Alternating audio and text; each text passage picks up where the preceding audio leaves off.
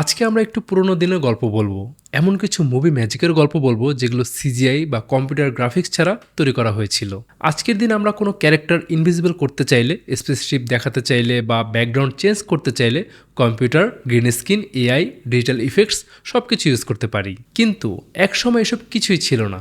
তারপরও film makers এমন সব ভিজুয়াল ইফেক্টস বানিয়েছেন যেগুলো আজকে দেখলেও কিন্তু অবাক হতে হয়। তো ভাবুন তো 1968 সালের মুভি 2001 এ স্পেস অডিসি, এই মুভিটার কথা। সেই সময় মডার্ন কম্পিউটার গ্রাফিক্স ছিল না, কিন্তু মুভিতে একটা সিন আছে, খেয়াল করবেন, যেখানে একটা পেন একটা স্পেসের মধ্যে ভাসছে। এখন আমরা ভাবতে পারি হয়তো এটা স্ট্রিং দিয়ে ঝুলিয়ে রাখা হয়েছিল, কিন্তু প্রবলেম হলো পেন যখন ঘুরবে বা কলমটা যখন ঘুরবে তখন স্ট্রিং পেঁচিয়ে যেত, আর ক্যামেরাতে সেটা কিন্তু হাইড করা কঠিন হতো। তাহলে ডিরেক্টর স্ট্যানলি কুব্রিক সাহেব এটা কিভাবে করেছিলেন? ট্রিকটা ছিল খুবই সিম্পল কিন্তু জিনিয়াস। কলমটা আসলে ডাবল সাইডেড টেপ দিয়ে একটা বড় গ্লাস শিটের সাথে অ্যাটাচ করা হয়েছিল। সেই গ্লাসটা ক্যামেরার সামনে রাখা হয়, আর গ্লাসটা এমনভাবে বিয়ারিংয়ের উপর বসানো হয়েছিল যেন অপারেটর আস্তে আস্তে গ্লাস রোটেট করতে পারে। ক্যামেরাতে গ্লাস দেখা যাচ্ছিল না, কিন্তু পেনটা দেখা যাচ্ছিল, যার ফলে মনে হচ্ছিল যে পেনটা আসলেই জিরো গ্র্যাভিটিতে ভাসছে। জ্যোৎস্না ব্যাপারটা, এটাই ওল্ড স্কুল ফিল্ম মেকিংয়ের একটা বিউটি। তো ইফেক্টটা কিন্তু কমপ্লিকেটেড না, কিন্তু আইডিয়াটা কিন্তু ক্লেভার, আর স্ক্রিনে রেজাল্টটা কিন্তু একদম পারফেক্ট দেখাচ্ছিল। এখন আরও পুরনো সময়ে যাই, সেই 1901 সালে যাই। তো 1901 সালে একটা মুভি আছে, মুভিটার নাম হচ্ছে the man with the rubber head. তো এই ফিল্মে জর্জ মেলিস নিজের মাথায় একটা কপি ইনফ্লেট বা বড় হতে দেখান। তো আজকের দিনে এটা করতে আমাদের ডিজিটাল কম্পোজিটিং লাগতো, কিন্তু তখন এডিটিং সফটওয়্যার ছিল না, কম্পিউটার ছিল না। তাহলে তিনি কিভাবে করলেন? তো এখানে আসলে ব্যবহার করা হয়েছিল মাল্টিপল এক্সপোজার টেকনিক। তো প্রথমে তিনি মেইন সিন শুট করতেন, যেখানে সেটের মধ্যে একটা ব্ল্যাক এরিয়া রাখা থাকতো, যেখানে পরে মাথাটা দেখা যাবে। এরপর ফিল্ম রিওয়াইন্ড করা হতো, মানে একটা ফিল্ম স্ট্রিপ আবার শুরুতে নিয়ে যাওয়া হতো। তারপর সেকেন্ড শট নেওয়া হতো, যেখানে শুধু তার মাথা ব্ল্যাক ব্যাকগ্রাউন্ডের সামনে দেখা যেত। ফিল্ম নেগেটিভ ট্রান্সপারেন্ট হয়, ব্ল্যাক ব্যাকগ্রাউন্ড ফিল্ম প্রায় লাইট এক্সপোজ করতো না। তাই যখন সেকেন্ড শট একই ফিল্ম স্ট্রিপের উপর নেওয়া হলো, শুধু মাথার অংশটাই কিন্তু ফিল্মে অ্যাড হলো, আর আগের সিনের সাথে কিন্তু কম্বাইন হয়ে গেল। এখন প্রশ্ন হলো, মাথাটা কিভাবে বড় করা হলো? জুম লেন্স তো তখন ছিলই না। মিলিস এর জন্য আসলে আরও সিম্পল একটা ট্রিক ব্যবহার করলেন। তিনি একটা কার্ড বা ছোট প্ল্যাটফর্মে বসতেন, যেটা র্যাম্পের উপর ক্যামেরার দিকে স্লো মুভ করা হতো। ক্যামেরা কাছে আসলে মাথাটা ন্যাচারালি বড় দেখাতো, আর দূরে গেলে ছোট দেখাতো। তো আসলে এভাবে কিন্তু মাথাটা ইনফ্লেট হওয়ার ইলিউশন তৈরি হলো। তো আজকের স্ট্যান্ডার্ডে এটা সিম্পল মনে হতে পারে, কিন্তু 1901 সালের কথা ভাবুন, তখন এটা ছিল জাস্ট মাইন্ড ব্লোয়িং। এই মাল্টিপল এক্সপোজার টেকনিক পরে কিন্তু আরও অ্যাডভান্সভাবে ব্যবহার করা হয়েছিল, আর সেটা হচ্ছে একটু আগে যেটা বললাম, কুব্রিকের 2001 এ স্পেস অডিসি এই মুভিতে। তো স্পেস সিন বানানোর জন্য তারা কখনো আগে মুন আলাদা করে শ্যুট করতো, তারপরে হচ্ছে ফ্রেমের একটা অংশে ডার্ক রেখে দিত। তারপর কয়েক মাস পরে একই ফিল্ম স্ট্রিপ রিওয়াইন্ড করে স্পেসশিপ শ্যুট রেকর্ড করতো। তো দুইটা শট আলাদা ফিল্ম কম্বাইন না করে একই ফিল্মের উপরে কিন্তু রেকর্ড করা হতো, তাই কোয়ালিটি লস হতো না। তো ক্যামেরা থেকে যে ফিল্মটা বের হতো সেটা প্রায় কিন্তু ফিনিশড শট। আচ্ছা, এখন আসি 1927 সালের একটা ক্লাসিক মুভি, যেটা নাম হচ্ছে মেট্রোপলিস। অনেকেই হয়তো মুভিটা দেখেছেন, আইএমডিবির টপ 250-র মধ্যে কিন্তু এটা আছে। তো এই মুভিতে বিশাল একটা ফিউচারিস্টিক সিটি, বড় বড় বিল্ডিং, তারপর ম্যাসিভ সেট দেখা যায়, কিন্তু স্টুডিওতে সত্যি সত্যি এত বড় সিটি কিন্তু বানায়নি। তাহলে কিভাবে করেছিল? তো এখানে ব্যবহার করা হয়েছে শিফট এন্ড প্রসেস নামের একটা মিরর ট্রিক। ক্যামেরার সামনে 45 ডিগ্রি অ্যাঙ্গেলে একটা মিরর রাখা হতো, সেই মিররে রিফ্লেক্ট করতো একটা ডিটেইলড মিনিয়েচার সিটি মডেল, আর মিররের নির্দিষ্ট একটা অংশ রিমুভ করে দেওয়া হতো, যাতে ক্যামেরা সেই অংশ দিয়ে দূরে থাকা রিয়েল অ্যাক্টরসদের দেখতে পারে। মানে একই ফ্রেমে ক্যামেরা দেখছে দুইটা জিনিস, মিররে রিফ্লেক্টেড মিনিয়েচার সিটি, আর মিররের কাটআউট অংশ দিয়ে দেখতে পাচ্ছে রিয়েল অ্যাক্টরসদের। যখন সব কিছু পারফেক্টভাবে অ্যালাইন করা হতো, মনে হতো অ্যাক্টরস বিশাল একটা ফিউচারিস্টিক সেটের মধ্যে হাঁটছে। এটা ওয়ান টেকে করা হতো ইন ক্যামেরা, কোনো ডিজিটাল কম্পোজিটিং না। তো একই ধরনের ট্রিক ব্যবহার করা হয়েছিল বেন হারের ক্যারিওট রেস নামের মুভির একটা সিনে। তো সেখানে কিন্তু হিউজ কলিজিয়াম দেখানো দরকার ছিল, কিন্তু ফুল একটা স্কেল সেট বানানো বাজেট বা টাইমের জন্য একদম পসিবল ছিল না তখন। তাই তারা নিচের অংশ রিয়াল বানালো, আর উপরের অংশ মিনিয়েচার হিসেবে একদম ক্যামেরার সামনে ঝুলিয়ে রাখলো। তো মিনিয়েচারটা ক্যামেরার কাছে থাকায় সেটা বিশাল দেখাতো, আর রিয়াল সেটের সাথে স্কেল ম্যাচ করা যেত। এমনকি মিনিয়েচার ক্রাউডেও কিন্তু মেকানিক্যালি মুভ করা হতো, যেন মনে হয় যে অডিয়েন্স আসলে চিয়ার করছে। তো তো এই ট্রিক্স দেখায় যে পুরনো ফিল্ম মেকার শুধু ক্যামেরা দিয়ে রেকর্ড করতো না, তারা ক্যামেরাকে ইলিউশন মেশিন হিসেবে ব্যবহার করত। আচ্ছা, এখন ভাবুন যদি কোনো ক্যারেক্টারকে ইনভিজিবল দেখাতে হয়, আজকে হলে তো গ্রিন স্ক্রিন, তারপরে হচ্ছে মাস্কিং, তারপর ডিজিটাল ক্লিন আপ সব কিছু করা যায়। কিন্তু 1933 সালের একটা মুভি যেটা হচ্ছে দ্য ইনভিজিবল ম্যান, এই ইফেক্ট করা হয়েছিল প্র্যাকটিক্যাল ট্রিক্স দিয়ে।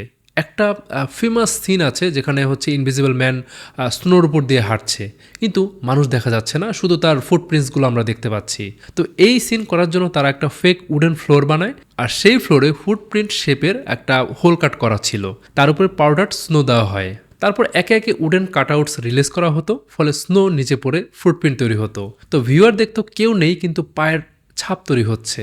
তো 1933 সালে এটা ছিল আনবিলিভেবল ইফেক্ট, কারণ অডিয়েন্স বুঝতেই পারতো না যে ইনভিজিবল ম্যান আসলে নেই, কিন্তু তারা মুভমেন্টগুলো অনুভব করতে পারতো।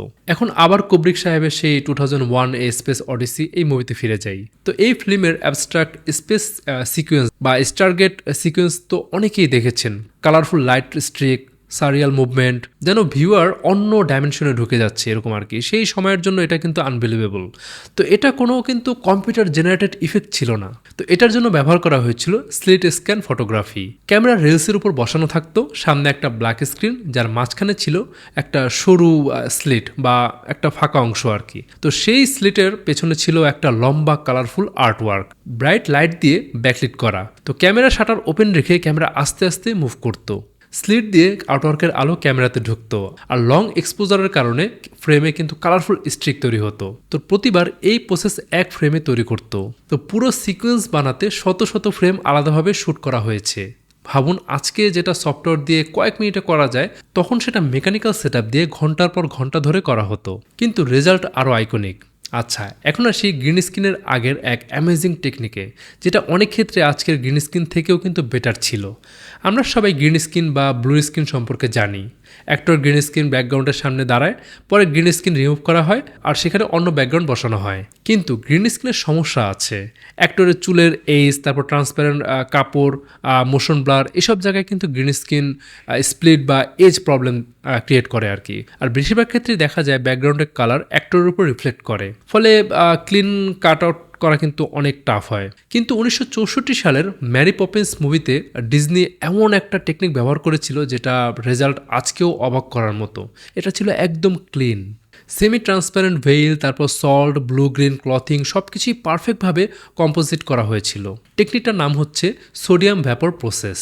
এখানে অ্যাক্টরদের গ্রিন বা ব্লু স্ক্রিনের সামনে না দাঁড়া করিয়ে হোয়াইট স্ক্রিনের সামনে দাঁড়া করানো হতো, আর সেই স্ক্রিন সোডিয়াম ভ্যাপার লাইট দিয়ে ইলুমিনেট করা হতো। আর এই লাইট খুব স্পেসিফিক ওয়েভলেন্থের 589 ন্যানোমিটার্সের আলো ইমিট করত। আর ক্যামেরার ভিতরে স্পেশাল প্রিজম ছিল যা এই স্পেসিফিক সোডিয়াম লাইট আলাদা করে ফেলতো। নর্মাল কালার ইমেজ একটা ফিল্ম স্ট্রিপে যেত, আর সোডিয়াম লাইট আলাদা হয়ে ব্ল্যাক অ্যান্ড হোয়াইট মেট ফিল্মে যেত। এই মেট ফিল্ম অ্যাক্টরের পারফেক্ট সিলুয়েট তৈরি করত। যেখানে অ্যাক্টর ছিল সেটা ব্ল্যাক, যেখানে ব্যাকগ্রাউন্ড ছিল সেটা হোয়াইট। তো এই সিলুয়েট পরে কিন্তু ট্রান্সপারেন্সি মাস্ক হিসেবে ব্যবহার করা হতো। সবচেয়ে অ্যামেজিং ব্যাপার হলো সেমি ট্রান্সপারেন্ট এরিয়া বা মোশন ব্লারেও এটা কিন্তু খুব ক্লিন কাজ করত, কারণ colour film sodium light detect করতো না, ফলে ব্যাকগ্রাউন্ড লাইট প্রায় ফিল্মে পড়তো না। আর সেজন্যই এজেস কিন্তু ক্লিন, ট্রান্সপারেন্সি ন্যাচারাল, আর কালার স্প্লিট প্র্যাকটিক্যালি জিরো। তো আজকের ডিজিটাল কিংয়েও কিন্তু আমরা এমন পারফেক্ট এজ পাওয়া অনেক সময় কঠিন হয়ে যায়, কিন্তু এই টেকনিক পরে হারিয়ে যায়, কারণ সোডিয়াম ভ্যাপর ক্যামেরার যে স্পেশাল প্রিজম এটা বানানো খুবই কঠিন ছিল, টেকনোলজি লিমিটেড ছিল, এক্সপেন্সিভ ছিল। আর পরে ডিজিটাল ইফেক্টস এসে পুরো ইন্ডাস্ট্রি কিন্তু চেঞ্জ করে দেয়। তো এই পুরো ইতিহাস আমাদের একটা জিনিস শেখায়, লিমিটেশন ক্রিয়েটিভিটি তৈরি করে। আজকে আমরা ভাবি সিজিআই না থাকলে ভিজুয়াল ইফেক্টস করা ইম্পসিবল, কিন্তু পুরনো ফিল্ম মেকার্স দেখিয়েছে যে আইডিয়া থাকলে গ্লাস দিয়ে পেন ভাসানো যায়, মিরর দিয়ে সিটি বানানো যায়, মিনিয়েচার দিয়ে কলাজিয়াম বানানো যায়, ডাবল এক্সপোজার দিয়ে মাথা বড় করা যায়, তারপর উডেন ফ্লোর দিয়ে ইনভিজিবল ফুট স্টেপস বানানো যায়, আর সোডিয়াম লাইট দিয়ে পারফেক্ট ব্যাকগ্রাউন্ড রিমুভাল করা যায়। এই ইফেক্টস শুধু ট্রিক ছিল না, এগুলো ছিল হচ্ছে ফিজিক্স, অপটিক্স, ক্যামেরা মেকানিক্স, তারপর লাইটিং, পার্সপেক্টিভ, টাইমিং আর ইমাজিনেশনের কম্বিনেশন। তারপর আমাদের যেসব বিখ্যাত ডিরেক্টর ছিলেন, স্ট্যানলি কুব্রিক, তারপর জর্জ মিলিস, ফ্রিটজ ল্যাং, ডিজনির ইফেক্টস টিম, তো তারা সবাই এক একজন কিন্তু ম্যাজিশিয়ানের মতো কাজ করতেন। কিন্তু তাদের ম্যাজিক সুপার ন্যাচারাল ছিল না, তাদের ম্যাজিক ছিল প্র্যাকটিক্যাল সায়েন্স। আজকের সিজিআই অ্যামেজিং, এতে কোনো সন্দেহ নেই।